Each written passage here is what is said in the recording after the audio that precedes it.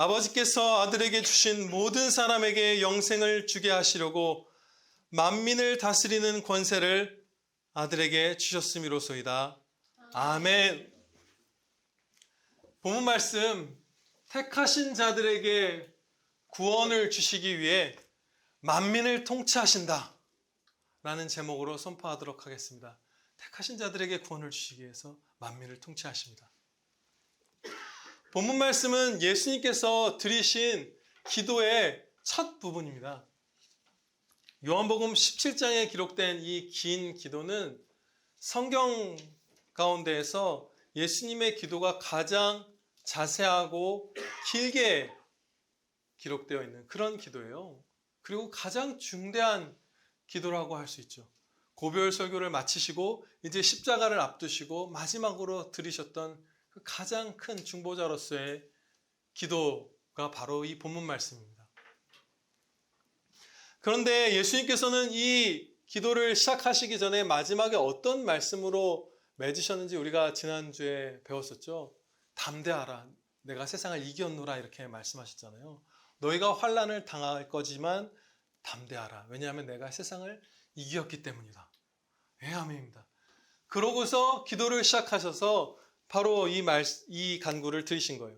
근데 예수님께서 친히 가르쳐 주신 바대로 이 기도를 드리실 때 혼자 마음속으로 드리실 수도 있고 혼자 어딘가에서 골방에서 드리실 수도 있는데 지금 제자들 앞에서 드리신 것은 이 기도 내용 자체를 제자들이 듣고 은혜를 입게 하시려고, 기도의 응답으로서도 은혜를 입지만 이 기도 자체를 듣고 은혜를 받도록 이 기도를 주셨다고 이렇게 들리게 사람들 앞에서 기도하신 것임을 가르쳐 주시거든요.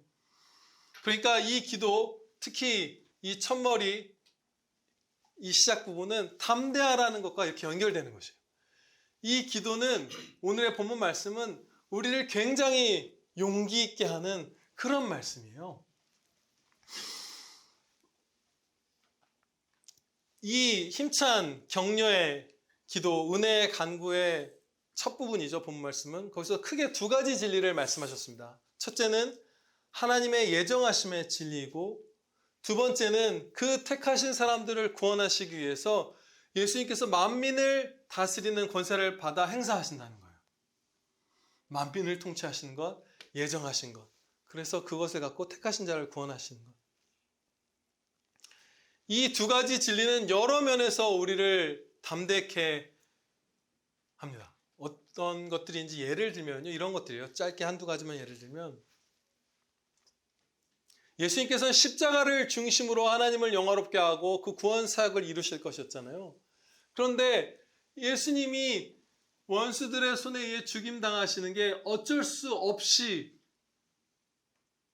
하기 싫은데 끌려서 패배해서 죽으시는 것이 아니라 만민을 다스리시는 왕께서 우리를 사랑하시기 때문에 우리의 죄값을 치러주려고 자원하여 대신 죽어주신 것이구나. 네, 그런 깨달음을 갖게 됩니다. 이 말씀 앞에서. 그래서 우리가 주님의 그 죽으심 앞에서도 마음이 오히려 더 기쁘고 더 노래하게 되는 것이고요. 또한 두 번째로 한 가지 더 예를 들면, 예정하심을 따라 사도들과 그리고 다른 모든, 우리를 포함한 모든 성도들의 그 복음 전파, 그리고 자기 자신들의 구원, 사도 자신의 구원은 물론이거냐, 자신들도 믿음에서 떨어지지 않거니와 이 예정하심으로 말미암아, 그리고 아무리 사단 마귀들의 공격이 있어도 그들에 의해서 교회가 사라져버리는 것이 아니라, 지금 11명밖에 안 되잖아요, 이 기도를 듣는 게. 온 세상 가운데 택하신 자들은 다 주님께서 만민을 다스리시는 그 통치로 구원하실 것이기 때문에 이 사역은 늘 성공인 것이에요. 사도들에게는 불완전함이 있고 우리들에게도 연약함이 있지만, 우리의 그 미련한 전도를 통해서 예수님께서 택하신 자들을 구원하시는 사역에는 실패함이 없는 거예요. 왜냐하면 영원전에 그것을 다 예정하셨기 때문에. 그래서 이 두 가지 진리는 우리들에게 아주 큰 힘이 됩니다. 이외에도 여러 부분이 있을 텐데 여러분들이 다 이렇게 느끼게 해주실 것 같아요. 예수님께서는 우리 한 사람 한 사람을 구원하실 때에 만민을 다스리시는 그 어마어마한 권세를 사용하세요. 정말로 하나님께서는 광대하게 역사하시는 거예요. 구약 성경에서는 메시아께서 베들레헴에서 나신다 이렇게 예언이 되어 있잖아요. 근데 이 예언을 하나님께서는 당연히 완전하게 성취하시겠죠. 그 정하실 때. 그러면 마리아만 가장 간단하게는 우리가 상상해 보면, 마리아가 그 당시 이제 다른 곳에 잠깐 살고 있었는데 마리아에게만 누군가 와서 뭐 얘기를 전하든 선지자가 오든, 아니면 마리아가 어떤 일을 겪어서 혼자 그냥 베들레헴으로 잠깐 오도록 아주 작은 인도하심이 있으면 이 구약의 예언, 메시아께서 베들레헴에서 나신다는 예언이 성취될 것 같아요. 그렇게 하실 수도 있을 것 같아요. 우리의 생각에는 그것이 오히려 더 일반적이죠. 우리가 영화에서 보는 무슨 메시아 막 구원자 나오는 뭐 듄이라든지 뭐 여러 영화들, 책들 이런 거에서 보면 대부분 막 그렇게 누가 막 신비로운 영매 같은 사람이 나타나서 뭐 얘기해주고 뭐 이런 정도로 그 일들이 이루어지죠. 그럼 사람들이 반응하기 시작하고. 근데 하나님께서는 어떻게 하셨냐면, 로마의 초대 황제 아우구스투스가 모든 로마 그 통치하에 있는 사람들을 다 호적하라는 명령을 내리는 걸 사용해서 로마 제국 전체가 들끓는 가운데에서 예수님께서 베들레헴에서 나신다는 그 구체적인 목적을 성취하신 거예요. 마리아 한 사람만 그냥 베들레헴으로 가라 선지자 한 명 보낸 게 아니라 로마 제국 전체를 다 움직이셨어요. 그런데 그 사건의 가장 주된 목표, 구체적인 목표, 세부적인 목표는 예수님은 베들레헴에서 나셔야 한다는 것이었어요. 그런데 로마 제국 전체를 다 움직이신 것이죠. 불신자 황제의 입술을 통해서. 그러니까 너무나 크죠, 하나님의 역사하심의 스케일은. 성경에는 이런 일들이 가득합니다. 야곱의 가족 70명을 기근 가운데서 구원하시기 위해서 이제 역사하시는데, 그러면 그 기근이 왔을 때 창고 하나만 가득 채워주셔도 그 곡식들, 마른 곡식들 불려 먹으면서 그 기근을 벗어날 수 있어요. 그리고 무슨 뭐 주님의 계시를 받은 무슨 에티오피아에 무슨 누가 와서 뭐 한 무대기 먹을 걸 주고 가고 뭐 이런 식으로 하실 수도 있어요. 작게 역사하실 수도 있는데 어떻게 하셨죠?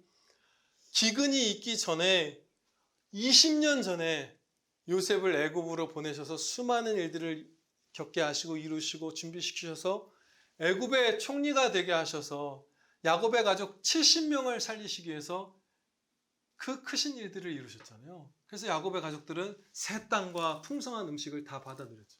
그냥 곡식 창고 하나만 채워주실 수도 있는데 어마어마하게 한 큰 역사 가운데 구체적인 그 주된 목표를 이루시는 거예요.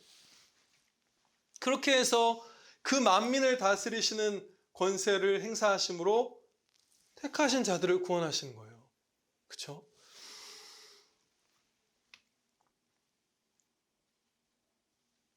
그 규모나 복잡성이나 지혜나 이런 부분들에서 모두 아득하게 높아서 우리가 이 하나님의 섭리의 크심과 그 바늘 한 채 오차도 없이 성취되는 이 구체적인 목표들을 볼 때 이렇게 찬양 드리게 됩니다. 입이 쩍 벌어지게 되는 것이에요. 우리가 바라보기만 하면. 그렇죠? 성경 말씀에는 이런 거대한 섭리 가운데 그 바늘 한 점 같은 그 목적을 성취하신 일들이 많이 기록되어 있는데요. 이런 역사하심은 사랑의 측면을 봐도 이 역사의 크기, 막 규모 이런 것뿐만 아니라 사랑의 측면에서 봐도 광대합니다. 사랑도 크신 분이에요. 너무나 엄청난 사랑을 이 만민을 다스리신 통치 가운데 부어주고 계세요. 요셉의 경우, 요셉을 통해서 야곱의 70인의 가족을 구원하신 경우를 약간 뒤집어서 생각을 해볼게요. 그러면 어떤 측면을 우리가 볼 수 있냐면, 성도들 사랑하는 자녀 70명만 구원해 주실 수도 있고 그것이 주된 목표이셨음에도 불구하고 이들을 구원하시는 역사를 이루시는 그 주변에 있던 애굽의 수많은, 그야말로 셀 수 없이 많은 그 당시 최강대국의 그 애굽의 백성들을 이 야곱의 가족 70명, 성도 70명을 구원하시는 역사 가운데 그 전부를 다 살리셨다는 거예요. 7년의 풍년과 7년의 흉년을 미리 요셉에게 보게 하시고 그것을 다 준비시켜서 이 애굽 백성들이 다 번영을 누리고 다 굶지 않고 그 기근 가운데서 건진받았어요. 그런데 하나님의 가장 주된 목적은 그 애굽에서 끝까지 주님을 대적하면서 살다가 그 원수들에 대한 사랑과 구원이 가장 우선되는 목표는 분명히 아니었어요. 이 야곱의 식구들, 구약 교회, 구약의 우리의 믿음의 선진들을 구원하시는 것이 하나님의 주된 목표였지만 그 주변에 있던 이방 백성들에게도 그 사랑이 막 흘러 넘친 거예요. 그래서 그들이 다 살았던 것이죠. 예를 들어 이런 것 생각하면 우리가 이해가 쉬울 것 같습니다. 부모님이 다른 지역에 자취하는 대학생 자녀를 이제 면회하러 찾아간 거예요.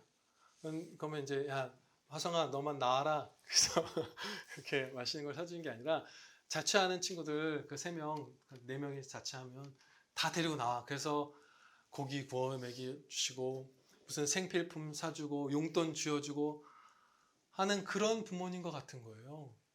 주된 목적은 내 자녀를 먹이고 격려하고 힘을 주는 것이지만 필요를 채우는 것이지만 사랑이 넉넉한 부모, 능력도 재물도 넉넉한 부모는 그 친구들까지 대부분 살피잖아요. 어떤 사랑 많고 돈 많고 마음이 넓은 부모가 너만 나와 조용히 나와 너만 그래서 그런 부모는 없잖아요.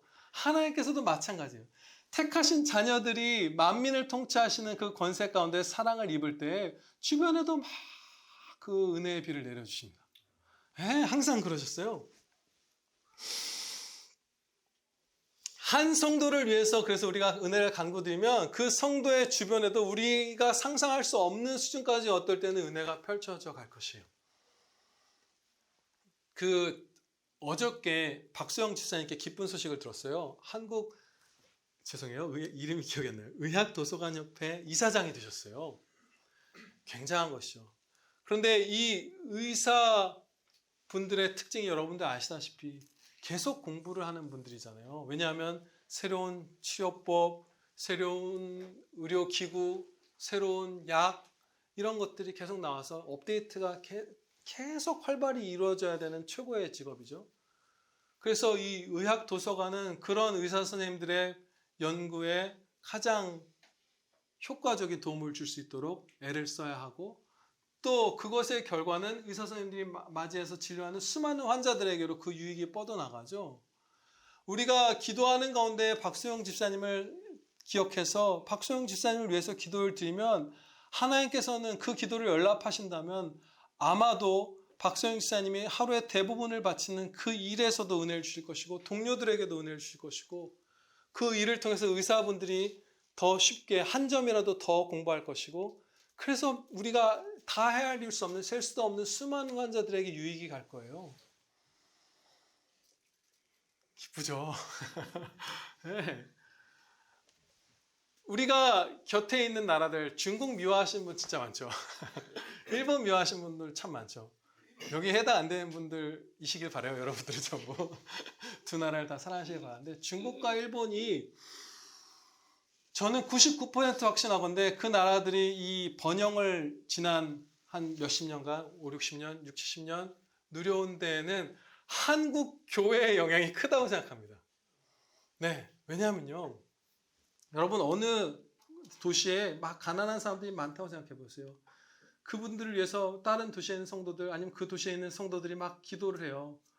그러면 하나님께서 어떻게 은혜를 주시겠어요? 거기에 그냥 계속 만나를 내려주시거나 이렇게 하시지 않죠. 그들이 번영을 누리고 더 지경이 넓어지고 하나님께 더 힘차게 영광 돌리고 감사드리고 막 이런 길들을 열어주시잖아요. 그냥 먹을 것만 너희는 일하지 않고 기술도 없이 능력도 없이 가능성도 없이 지경도 좁은 상태로 그냥 위에서 내려오는 어떤 만나 누가 지원해주는 원조만 받아서 살아 이렇게 하시지 않잖아요. 은혜를 주시잖아요.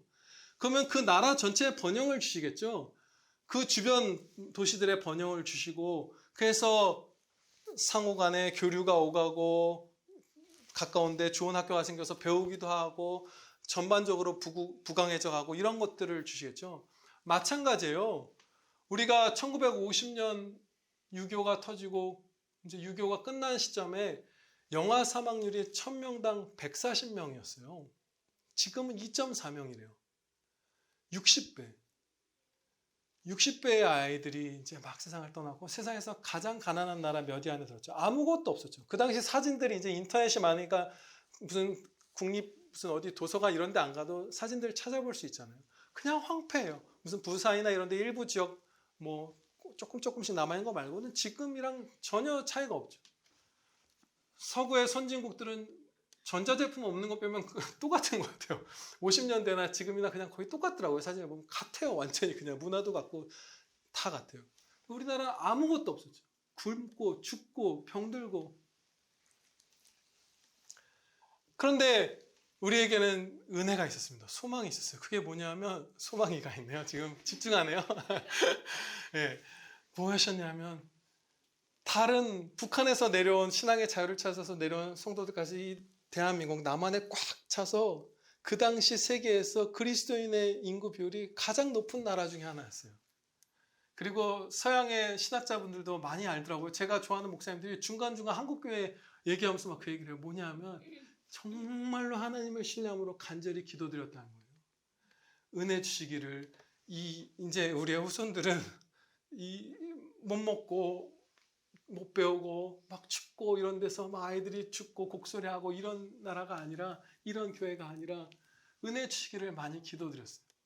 그러면 하나님께 그 기도가 연락되었나요?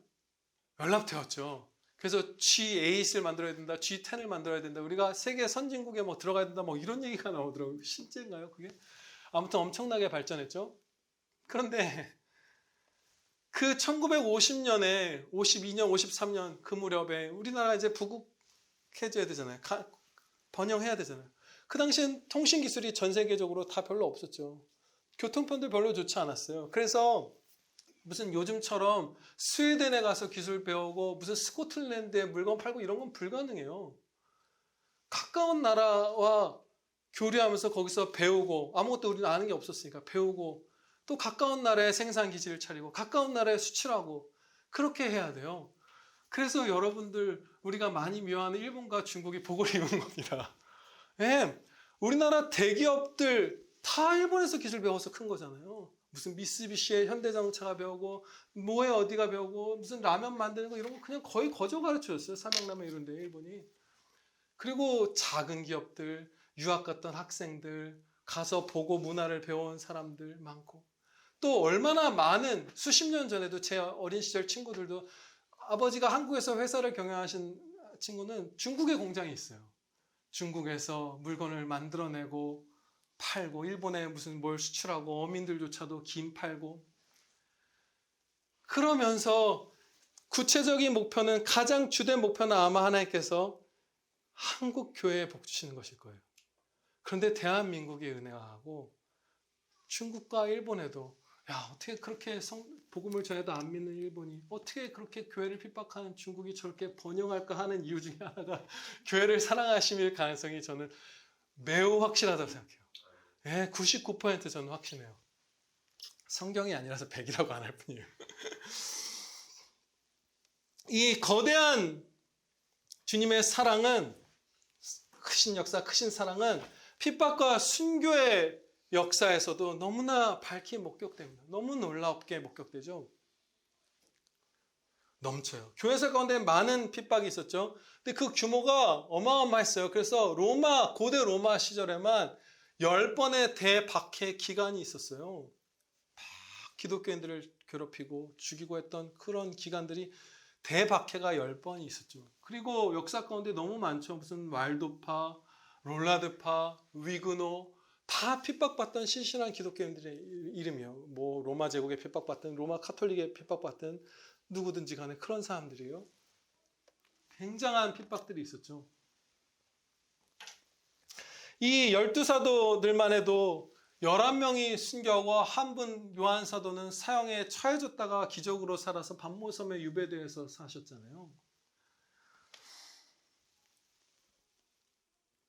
그런데 이렇게 핍박과 순교가 교회와 역사상 항상 가까워 왔는데 우리는 지금 예외되는 짧은 시간을 사는 거예요. 우리 대한민국의 한국교회 성도들은 많은 은혜를 받은 거죠.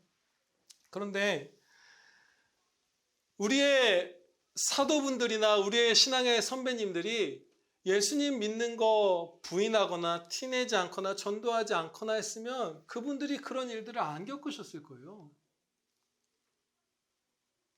매일 물어보는 것도 아니에요. 그렇죠? 원수가 어느 날 확 불같이 일어났을 때 네가 예수님을 부인해라. 그때 부인하면 사는 거예요. 다시 찾아와서 묻지도 않아요. 귀찮아서. 누가 매일 찾아와서 그걸 점검해요. 그런데 그 한 번을 부인하지 않아서 핍박받고 그래서 죽임당하는 분들도 있고 쫓겨갔죠. 교회 역사를 보면 뭐 15세기나 16세기나 뭐 14세기나 막 계속 이민의 역사예요. 예루살렘 교회 이 초대교회부터 핍박받아서 사마리아와 곳곳으로 흩어져 간 게 나오잖아요. 이민의 역사가 교회의 역사예요, 거의. 그러면 놀라운 일이 제가 뭐 얻을 만큼 큰 사랑을 얘기하고자 하는 거냐면 집도 재산도 직업도 고향도 무슨 다 잃고 안정을 한 걸 다 잃고 난생 처음 말도 안 통하는 딴 나라로 이민을 왔잖아요. 그러면 거기서는 이제는 조용히 티내지 않고 살 것 같잖아요. 그렇죠? 그런데 거기서도 전도를 하는 거예요. 거기서도 찬양을 드리고 제가 기억하기로는 네덜란드에 아마 이 개혁주의 성도분들이었는데 숲속에 모였는데 그 핍박자들이 올까봐 칼을 다 옆에다 놓고 예배를 드렸어요. 크게 찬송 드렸어요. 그런 분들의 사랑 어떻게 보면 지나칠 정도로 크죠. 그 눈이 부셔서 볼 수 없을 만큼 큰 사랑이에요. 왜 이분들이 그렇게 계속 전도하고 계속 신앙생활을 했냐면 사랑 때문이에요. 하나님 사랑, 이웃 사랑 때문이에요. 내가 영원한 생명을 받았는데 내 이웃들이 새로 만난 이웃들이 할지라도 말도 잘 안 통하는 이웃들이 할지라도 지금 그분들이 영원한 멸망으로 가는 것을 두고 볼 수가 없었던 거예요. 그래서 입을 다물지 않고 복음 전도를 하고 또 핍박받고 또 핍박받고 그러다 순교하고 이런 일들을 겪었던 거예요. 엄청난 사랑이죠. 그야말로 거대한 사랑이에요. 예수님께서는 만민을 통치하시는 그 권세를 갖고 막아주실 수도 있었는데 원수들의 악의를 어느 정도만 누르시고 다 막지 않으셨어요. 그래서 핍박이 많았어요. 그런데 이 핍박보다 훨씬 더 큰 사랑을 부어주셔서 그렇게 놀랍도록 사랑하고 또 사랑하고 우리같이 냉랭해진 사람들 우리 너무나 냉랭해져서 우리 한 청년이 목사의 아들이랑 소개팅했는데 회사에서는 자기 성도인 거 절대 치 않았는데요. 그죠? 그런 날이 와버렸어요. 생전 처음 보는 이웃을 위해서 목숨 걸고 전도하던 그런 성도들이 없었더라면 우리가 어느 지경까지 갔을까요? 아무튼 하나님께서는 이렇게 큰 역사, 큰 사랑으로 택하신 우리를 향한 구체적인 목표, 구원을 다 이루십니다. 예, 아멘입니다.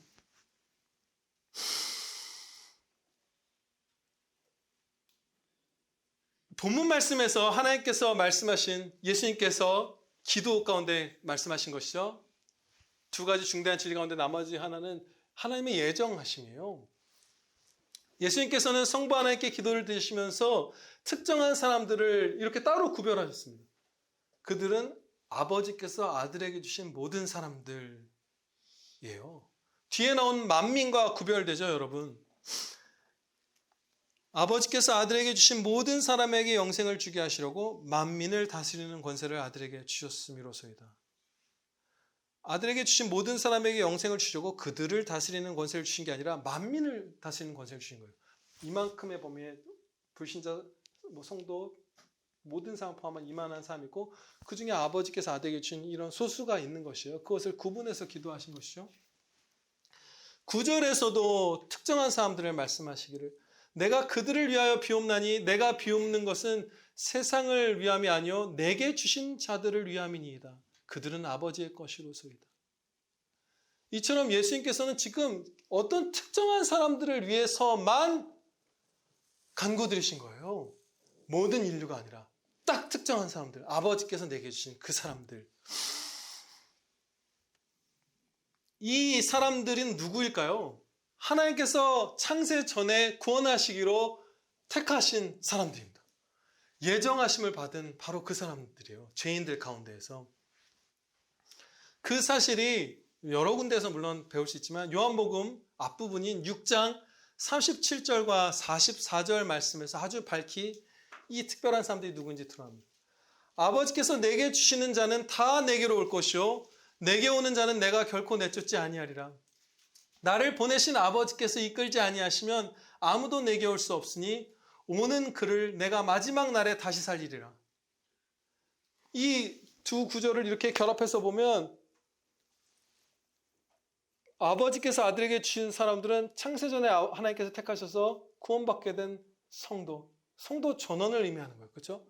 성도 전원, 그리고 그들이 택함 받았다는 것이 여기서 진리가 드러나죠. 이 예정하심이 세상을 창조하시기도 전에 이루어졌다는 사실을 성경 곳곳에서 가르쳐 주시는데 에베소서 1장 4절로 5절 말씀을 제가 봉독하겠습니다.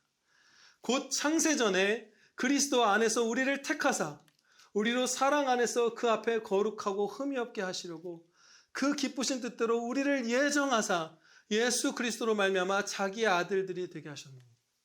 네, 아멘.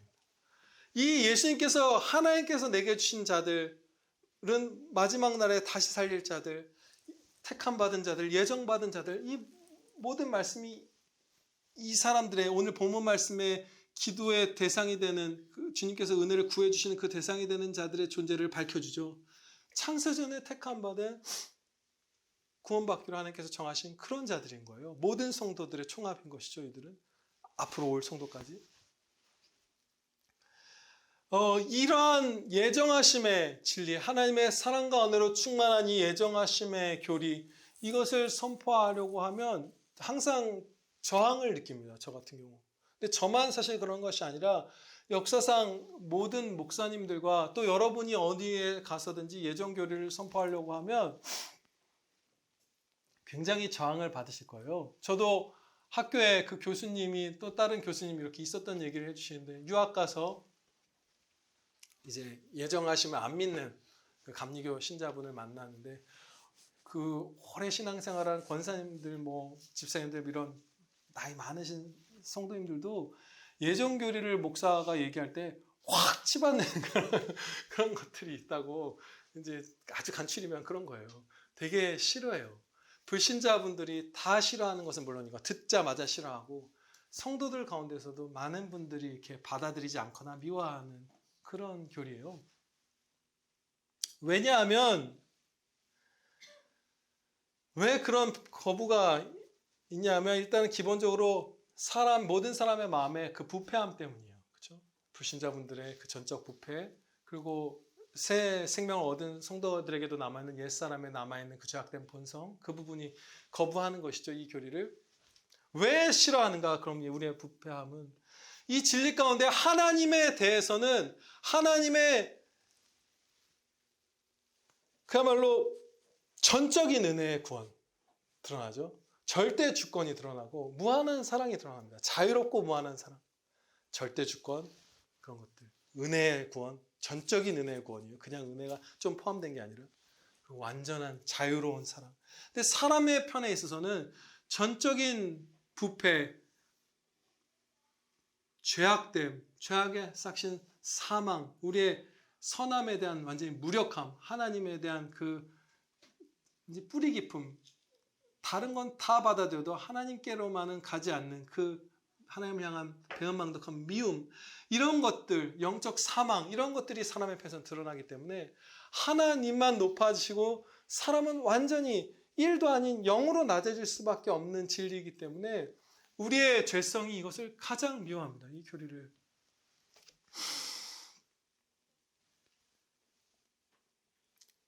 모든 인류가 죄인인데 그 가운데 하나님께서 어떤 사람들을 창세전에 택하사 독생자를 십자가에 내어주심으로 구원을 베푸신 것이죠. 근데 이 진리 가운데에서 각 사람이 구원받는 이유에 대해서 내가 지옥의 형벌을 당하기에는 착해서 구원받는다, 이것도 아니라고 부정하시는 거예요. 착해서가 아니에요. 그냥 창세전에 우리가 아무것도 행한 바가 없을 때 우리의 행위와 무관하게 하나님께서 택하셨기 때문에 구원받는 거잖아요. 착해서도 아니고.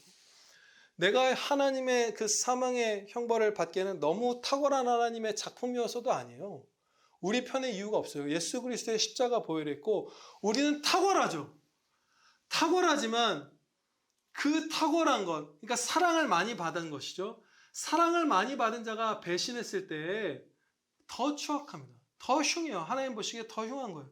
여러분들 제가 예전에도 한번 들었던 얘기지만 동네에 건달이 범죄했을 때 우리가 더 실망하고 분노하나요? 아니면 대통령이나 국회의원이 범죄했을 때 더 실망하나요? 당연히 위정자들이죠. 그분들에게 주어진 기회들, 권위, 권세, 능력, 기대감, 많은 은혜들이 있잖아요. 그분들에게. 그 사람들이 국민을 배신했을 때 우리가 더 혐오하잖아요. 마찬가지예요. 사람이 하나님의 탁월한 작품이어서 너무 사랑스러워서 예수님께서 십자가에 달려주실 수밖에 없었다는 식으로 선포하는 목사도 있지만 그것은 잘못된 거예요. 우리 편에 어떠한 이유가 있었다고 하나님께서 말씀하시지 않아요. 우리는 더 혐오스러운 죄인이었을 뿐이에요. 그 큰 은혜를 받았음에도 불구하고 하나님을 배신한. 예수님 편에 있고요. 내가 현명하게 구원을 쟁취해서 구원받은 것도 아니라고 가르쳐 주시죠. 오직 하나님의 사랑과 은혜 때문이요. 그것만이 우리를 죽음에서 살린다. 우리는 죽을 짓밖에 안 한다는 거예요. 원래대로라면. 살림을 받은 것이죠. 은혜로. 그래서 사람의 자아, 나는 이 예정하심의 진리 앞에서 완전히 사라집니다.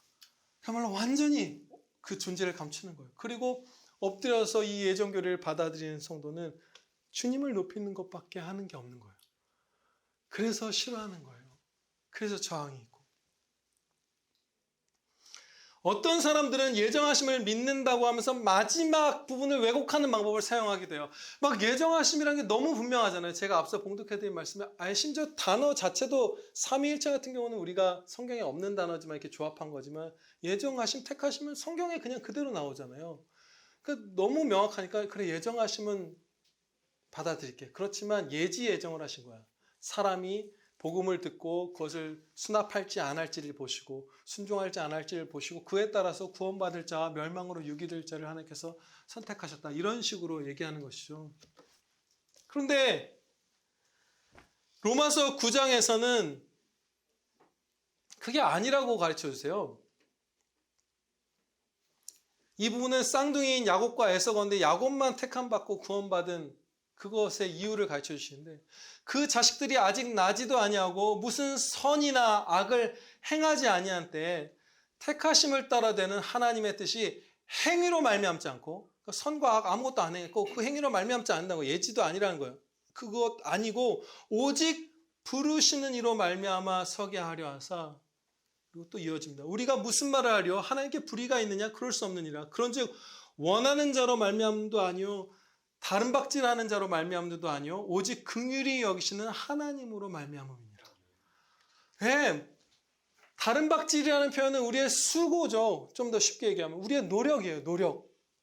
택함의 이유가 우리의 노력이 아니라는 거예요. 윗절에서 행함은 이미 표현하시고 행함 아니고 노력 아니고 남은 건 뭐죠? 그래 행함은 별로 없었고 노력도 해당이 안 돼.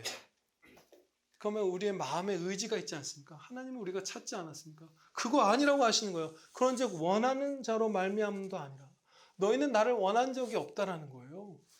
그러니까 사람의 모든 행위, 마음의 의지, 하나님 편으로 1도라도 더 기울어진 그 마음의 의지조차가 사람에게는 없었다는 거예요. 그건 성경 다른 부분에서도 계속 가르쳐 주십니다.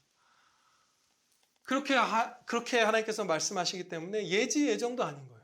그냥 우리의 행위랑 100% 무관하게 그냥 우리와 아무런 관계가 없이 자유로운 사랑으로 다 똑같이 흉한 멸망할 죄인인데 그냥 누군가를 사랑하신 거예요. 그냥 누군가 최양문 이사님을 사랑한 거예요. 그냥 사랑하신 거예요. 우리 편에서 아무 이유 없이. 우리는 마음이 어두워져서 은혜가 무엇인지 잘 모르는 경우가 많습니다. 은혜라는 게 너무나 복잡하고 어려운 의미이기 때문에 우리가 은혜를 모르는 게 아니라 그냥 우리가 죄악으로 눈이 어두워져서 은혜라는 게 도대체 뭔지 모르는 사람처럼 될 때가 많아요. 그렇죠? 예정하심을 들으면 멸망으로 유기된 자들에게 가혹한 형벌을 하시는 것 아니냐. 뭐 이 예정 교리에만이 아니라 우리 자체가 은혜를 많이 있죠. 근데 아무튼 그런 말들을 합니다. 어떻게 멸망하게 두실 수 있느냐. 저희 형이 결혼할 때 주례를 해주셨던 이제 분이시기도 하고 합신에서 가르치셨던 박형룡 목사님이라는 분이 있어요. 근데 그분이 이제 총신대학교를 졸업하고 미국의 웨스트민스터 신학교로 유학을 가고 싶으셨대요. 근데 뭐 공부는 잘했지만 돈이 하나도 없죠. 근데 아무튼 그래서 편지를 보낸 거예요. 웨스트민스터 신학교에. 그게 70년대 말쯤인 것 같아요. 지금 연도를 따져보면 80년대 초나 그 정도. 45년쯤 된 거죠. 전후. 근데 아직 영어 시험도 보기 전에 어느 자격이 있을 거 아니에요. 그 당시에도 토플이 있었나요? 아무튼 그 시험도 보기도 전에 그냥 편지를 보낸 거예요. 제가 한국에 있는 총신대학교라는 신학교를 졸업한 학생인데 제법 성적도 좋습니다. 근데 그 웨스트민스터 신학교에서 너무 공부하고 싶은데 돈이 없어요. 도와주세요. 장학금 다 주시면 제가 공부하러 가겠습니다. 장학금을 준 거예요. 편지가 온 거예요. 돈 다 대주겠다. 와서 공부해라. 근데 이 목사님이 제가 비행기 값도 없어요. 다시 편지를 보낸 거. 그 당시에는 해외여행 자유라도 없을 때잖아요. 그보다도 훨씬 전이에요. 진짜 가난할 때죠, 우리나라가. 비행기 타는 거 뭐 평생 못한. 비행기 값까지 다 주시면 제가 공부하러 전액 장학금 받고 가겠습니다. 근데 거기서 400달러를 보내온 거예요. 45년 전에 400달러면 얼마나 큰 돈이었을까요? 한 어느 정도 되죠?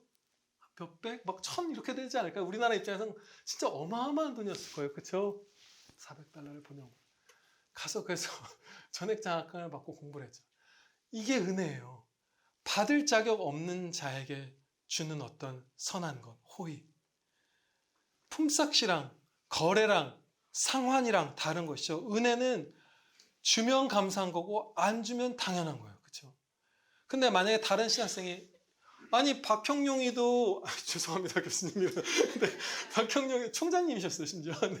그 학비 주고 비행기 값 줬는데 나도 줘야지. 내가 더 어려운데 내가 성적 더 좋은데 그러면 그 사람은 목사 자격 없는 미친놈이죠. 마찬가지예요.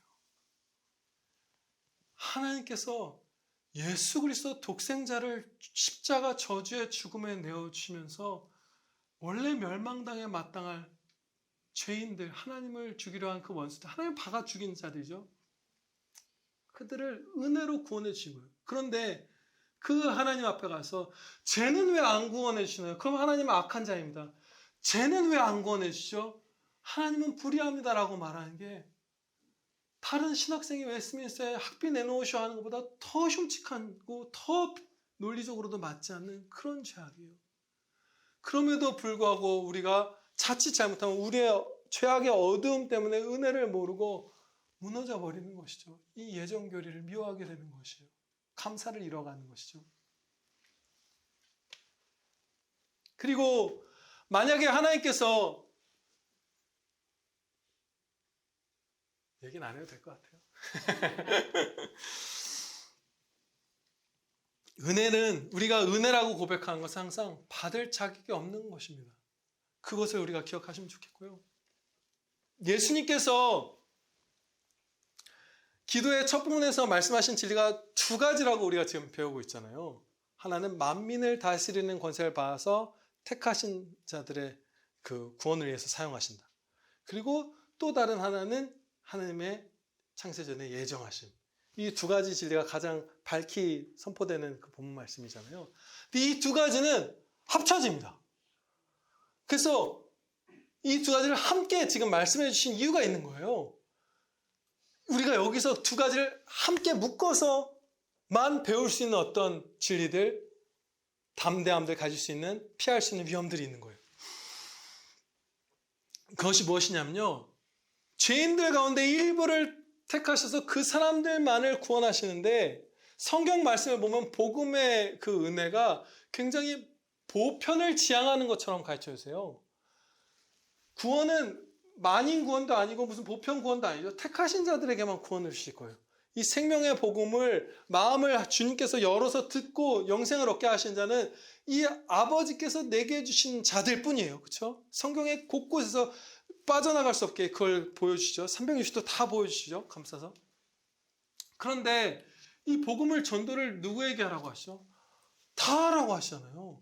그리고 성경을 보면 이 복음의 은혜가 마치 온 세상에 다 은혜가 된다고, 실제로 은혜가 된다고 그렇게 가르쳐 주세요.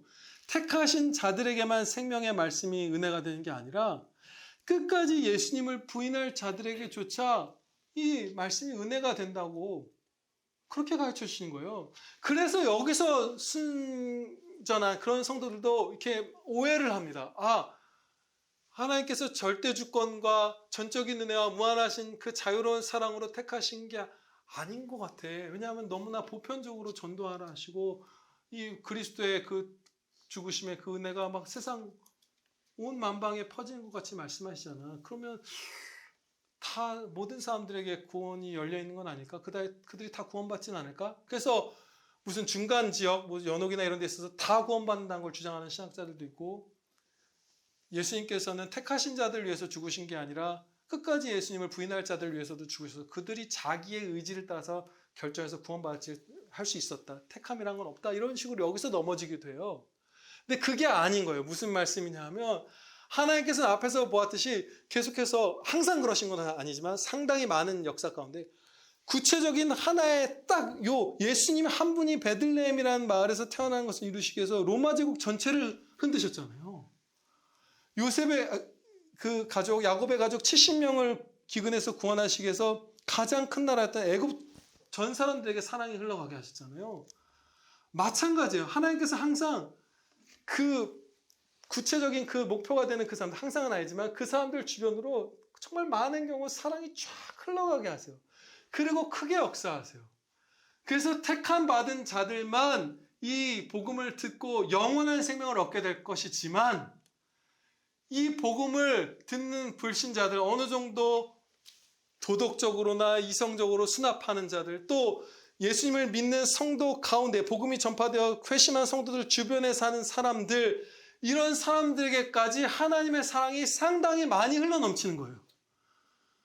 그래서 이 선택이 보편을 지향하는 것, 그런 측면이 나타나는 것이에요.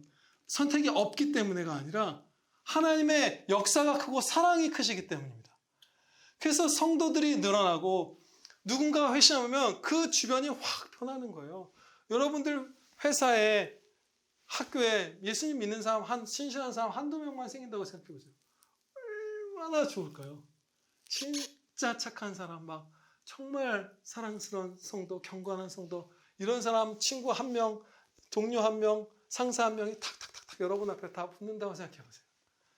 그럼 막 그 전체 분위기가 다 바뀔 거예요. 그치? 여러분들이 그렇게 되셔야 되겠죠? 제가 그렇게 돼야 되겠고. 그런 것이 하나님의 사랑은 커서 택자들 주변에도 이렇게 흘러갑니다.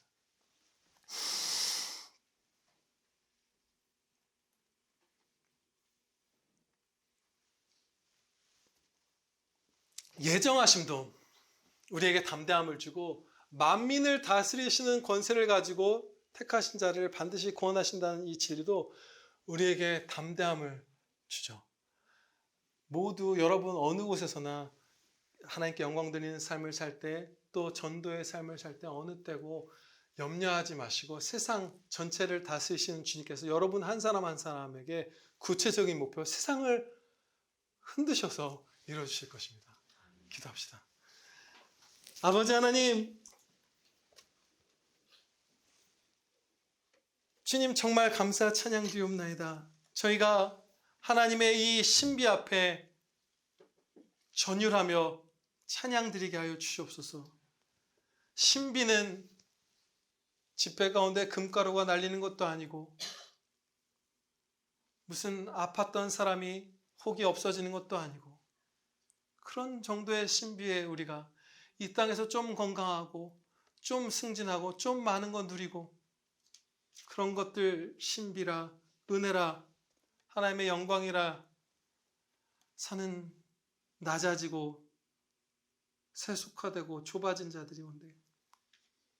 그것이 아니라 하나님의 말씀을 묵상하며 하나님의 온 인류를 다스리시는 그 교회사와 역사를 묵상하고 지금 현재를 말씀 가운데 바라보며 이 광대하고 장엄한 하나님의 통치, 크신 사랑, 그리고 택하신 자녀, 영원 전에 택하신 이 자녀들을 구원하시는 하나님의 한치의 오차도 없는 그 구원하심의 사랑, 이 모든 것들, 이 신비를 보며 온 마음 다해 찬양 드리는 자녀들 되게 하여 주시옵소서.